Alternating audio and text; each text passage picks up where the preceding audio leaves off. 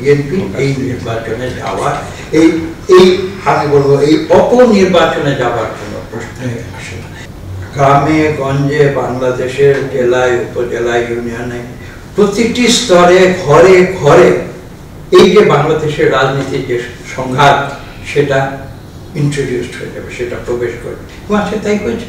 আপনি দেখেছেন যে সরকার একটি সিদ্ধান্ত দিয়েছে সেখানে যাতে কোনো এমপি বা কোনো মন্ত্রী সেখানে ইনভলভ না হয়। সরকারকে বন্ধ করতে পেরেছে, আরে তো তারা বলেছে তাদের আত্মীয় স্বজনের ব্যাপারে তারা একটি নির্দেশনা দিয়েছিল, সেটাকে পালিত হয়েছে হয়তো না।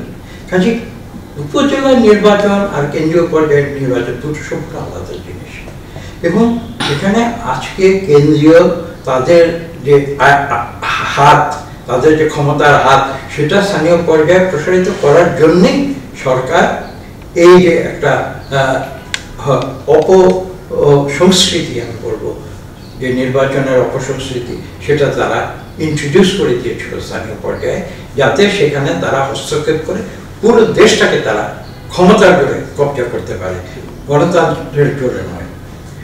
আজকে সরকার কিন্তু সেটা কিছুটা হলেও বুঝতে পেরেছে, আমি সরকারকে ধন্যবাদ জানাই।